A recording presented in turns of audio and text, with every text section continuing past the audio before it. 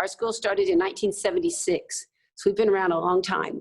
And I started dancing at the age of 2, and at the age of 24 decided instead of being a professional dancer, I decided to become a teacher because I wanted to give kids a positive, balanced background in professional theater without it being the crazy, I guess, unbalanced life that I went through. So now we want to do, and we have a very faith-driven school. We believe in the family. Our mantra is God, family, school, and then dance. So we want to make sure that although a lot of our dancers have gone on to New York and the Houston Ballet, that we're a very serious school and we're very academic as far as classical ballet training or theater background. We want to make sure that our kids have balanced lives. They take care of being good school students, good family members, good participants in the community. So dance is important, but we also think it's a vehicle and a vehicle to teach them standards of discipline, respect, compassion, generosity, and that sort of thing. So we want to be more than just the place where they learn to dance. We want to be a life skills class. One thing about it, when you're as old as I am, I'm almost 70, and the fact that I have been in business a long time and been through many crises. We went through Ike, we went through Harvey, we went through the oil glut. I mean, we've been through so many different crises, nothing like this, but we have had our great days and we've had our low days. And so there's a theory that there's going to be a lot of mountains in your life and a lot of valleys in your life.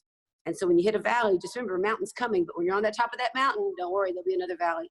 So whenever you get this age, you don't have the expectation that you're going to have smooth sailing all the time. So as soon as it happened, first thing we did was we thought we were going to be able to open under very controlled situations. So we came in and we cleaned the school, we got ready, we made sure that people knew that we were going to be having to limit the number of classes. We had moved all of our dots 6 feet apart. I mean, we were crazy. And then we got the news, nope, you're not opening at all. Within 2 days, we had contacted every student. We're a large school, so we are one of the largest schools. So we contacted every student and sent out emails saying, we're going to start teaching on Zoom. Now, you got to remember, when I started my business, we did everything with a pen and paper. There were no computers, there's no cell phones. This was old school. So for me to be at this point in my life teaching on an internet, doing Zoom classes, that right there was the big challenge and a big training for me. Now I'm good at it, but it took a long time. It took 3 or 4 days for me to figure it out. We eventually were able to open back up June 1st, so that we ended up going, because of our size of our school, half of our students would be at home Zooming, and the other half would come live, and then we would alternate. So that we had group A and group B. So then we had to make sure everybody knew what group they were in. We have a saying around here now that, because the kids keep saying, when is it going to be over? When is it going to be over? So our theory is, don't keep looking for the light at the end of the tunnel. Find your joy in the tunnel, and now find a way to become the light so that other people will have the same joy you have.